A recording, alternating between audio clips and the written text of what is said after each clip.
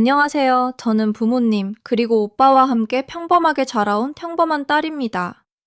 저는 진작 결혼해서 제 가정을 꾸리고 무난하게 살고 있지만, 친정을 생각하면 가슴 한구석이 늘 답답한 고구마를 먹은 듯 꽉 막혀 있습니다.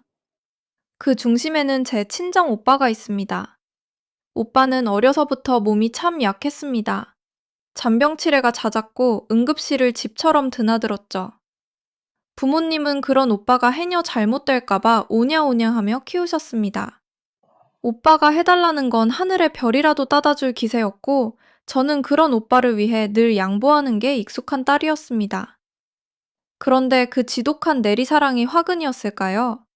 오빠가 30이 넘어서도 철부지처럼 굴더니 어느 날 만난 지 2달밖에 안 된 여자를 데려와 폭탄 선언을 했습니다. 엄마, 아빠, 나 결혼할 사람 생겼어. 만난 지는 얼마 안 됐는데, 사실, 아이가 먼저 생겼거든? 나 이제 가장 노릇 제대로 할 테니까 결혼시켜줘요. 부모님은 충격을 받으셨지만 병약했던 아들이 아빠가 된다니 내심 기뻐하며 결혼을 승낙하셨습니다. 그렇게 만난 새언니는 첫인상이 참 묘했습니다. 말수가 적고 새침한 스타일이었지만 결혼 전에는 부모님께 어찌나 싹싹하게 구는지 여우 같은 마누라가 들어오나 보다 싶었죠. 하지만 그건 거대한 사기극의 시작에 불과했습니다. 아버님, 어머님, 제가 오빠 옆에서 내조 잘할게요. 오빠 몸도 약한데 제가 든든한 버팀목이 되어주려고요. 걱정 마세요. 상견례 날 믿을 수 없는 일이 벌어졌습니다. 새언니네 부모님이 대뜸 가방에서 두툼한 서류 뭉치를 꺼내 탁자에 올려놓더군요. 본인들 소유의 땅이며 건물이라며 재력 자랑을 늘어놓는 서류들이었어요. 그러더니 대뜸 저희 아빠를 빤히 쳐다보며 본론을 꺼내더군요. 우리 딸 귀하게 키웠으니 보낼 집안 수준을 확인해야겠다며 아빠의 재산 목록과 통장 잔고까지 확인시켜달라는 무례한 요구였습니다. 아빠가 당황해서 말을 잇지 못하자 오빠는 그 상황에서 장단까지 맞춰가며 부모님 속을 뒤집어 놓았습니다. 아빠, 어차피 나중에 다 내 거 될 건데, 그게 뭐가 중요해? 장인어른이 내기 좀 살려주겠다는데, 그것도 못 해줘? 제발 좀 보여줘요. 결혼 준비가 시작되자 오빠의 만행은 극에 달했습니다. 어느 날 저녁 오빠는 거실 바닥에 털썩 주저앉더니 갑자기 무릎을 꿇고 통곡을 하기 시작했습니다. 번듯한 아파트 한 채 없으면 자기는 이 결혼 절대 못한다며 생난리를 피운 거죠. 아빠, 나 진짜 죽고 싶어서 그래. 희선이 네 집에서 뭐라고 하는 줄 알아? 딸 가진 두모가 어떻게 전세 사는 놈한테 애를 보내냐고 나를 벌레 보듯 한다고. 아빠 돈 많잖아. 그 빌딩들 다 뭐 할 거야? 나 죽고 나서 물려주면 무슨 소용이야. 지금 당장 그 반포 아파트 한 채만 내 명의로 해달라고. 이놈아, 네가 지금 제정신이야? 그 집이 어떤 집인데? 네 엄마랑 내가 평생 잠 안 자고 아껴서 마련한 우리 노후 자금이야. 이제 겨우 30 넘은 놈이 무슨 영치로 집을 통째로 내놓으래? 너 진짜 미쳤구나. 미쳐? 그래, 나 미쳤어. 내 뱃속의 자식은 길바닥에서 키워? 아빠 손주라며, 손주 귀하다며. 아파트 안 사줄 거면 나 그냥 여기서 혀 깨물고 죽을래. 결혼이고 뭐고 다 때려치울 거라고. 내가 자식을 키운 게 아니라 상전을 키웠어. 네 몸 약하다고 오냐오냐 했더니 이제는 부모 목줄을 쥐고 흔들어? 네가 정녕 네 아비 죽는 꼴을 보고 싶어서 이러는 게냐? 오빠는 그날 밤새도록 거실에서 곡소리를 내며 버텼습니다. 부모님은 결국 자식 이기는 부모 없다며 며칠 뒤 피눈물을 흘리며 노후 자금을 털어 오빠 명의로 아파트를 계약해 주셨습니다. 그게 우리 집안의 기둥꾸리가 뽑히는 시작인 줄도 모르고 말이죠. 그러던 어느 날 아빠 휴대폰으로 문자 한 통이 날아왔습니다. 아빠 이거 봐. 지금 가전제품 매장에서 1,500만 원 결제됐는데 무려 60개월 할부야. 오빠가 아빠 카드 들고 나갔다며? 이놈이 미쳤나? 분명히 꼭 필요한 것만 사라고 줬는데 혼수로 내 카드를 긁어? 잠시 후 집으로 들어온 오빠는 오히려 당당했습니다. 적반하장도 유분수였죠. 아빠, 내가 아빠 생각해서 60개월로 끄는 거야. 한꺼번에 내면 부담스럽잖아.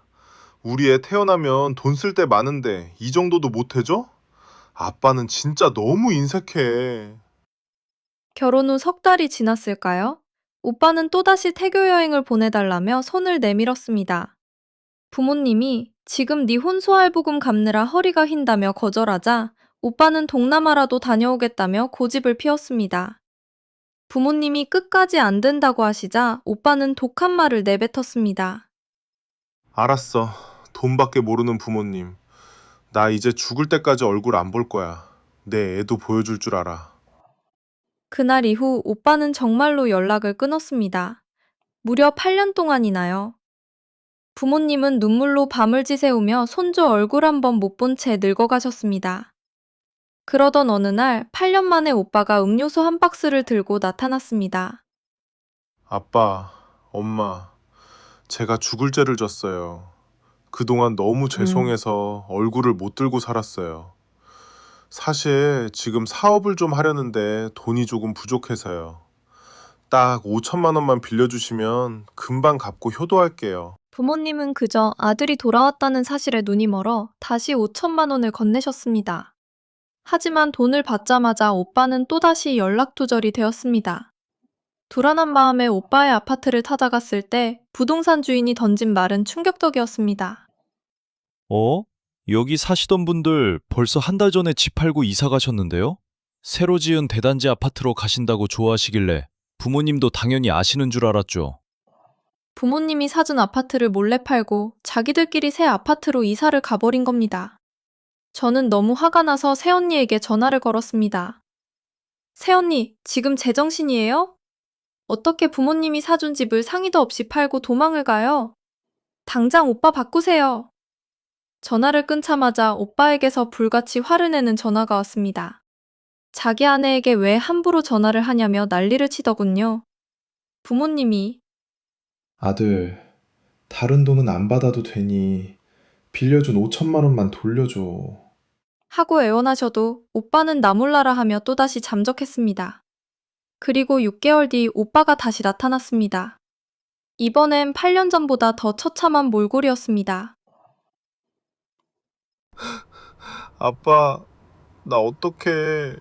희선이가 새 아파트 명의를 자기 이름으로 해놓고는 이제 와서 이혼하자고 해. 나 지금 집에서 쫓겨났어.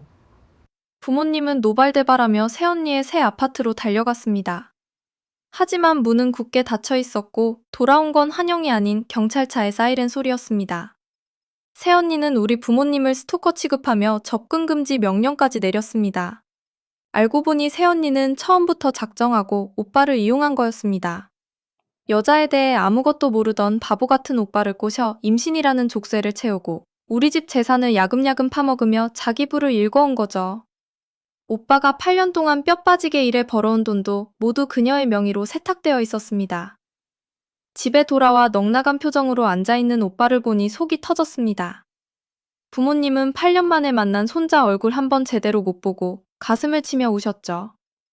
저는 이대로 끝낼 수 없었습니다.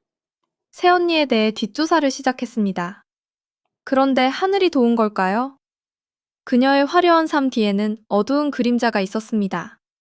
새언니는 다단계 사기에 깊숙이 관여하고 있었고 그녀 때문에 전 재산을 날리고 한을 품은 피해자들이 줄을 서 있었습니다. 저는 그 피해자 모임에 연락했습니다. 그리고 아주 친절하게 새언니가 숨어있는 그 새 아파트의 주소와 출입 시간을 알려주었습니다. 여러분, 그 여자가 여러분 돈으로 산 아파트에서 우아하게 커피 마시고 있더군요. 오늘 오후 2시입니다. 제가 문은 열어드릴 수 없지만 입구에서 기다리시면 반드시 만날 수 있을 겁니다. 그날 오후 새언니의 집 앞은 아수라장이었습니다. 수십 명의 피해자가 몰려와 문을 두드리고 소리를 질렀죠. 경찰이 출동했지만 피해자들의 기세에 새언니는 집안에서 나오지도 못하고 울부짖었습니다. 제발 가세요. 경찰 불러. 살려줘요. 저 돈 없어요. 돈이 없긴 왜 없어? 우리 오빠 인생담보로 산 그 아파트 팔아서 갚아야지. 안 그래? 제가 할 수 있는 복수가 이것뿐이라는 게 사실 조금 화가 나지만 시작일 뿐입니다. 현재 오빠는 부모님 집에서 머물며 새언니를 상대로 재산분할 신청과 아이의 친권을 가져오기 위한 소송을 진행 중입니다. 새언니의 다단계 범죄 사실이 드러나면 감옥행은 면치 못하겠지요. 여러분, 사람을 너무 빨리 믿지 마세요. 특히 가족이라는 이름을 이용해 약탈을 일삼는 이들은 남보다 더 잔인합니다. 비록 완벽한 해피엔딩은 아닐지라도 우리 부모님이 흘린 눈물만큼 그 여자도 피눈물을 흘리게 될 것입니다. 오늘 제 긴 이야기를 들어주셔서 감사합니다. 여러분의 가정에는 부디 평화와 진실만이 가득하길 바랍니다.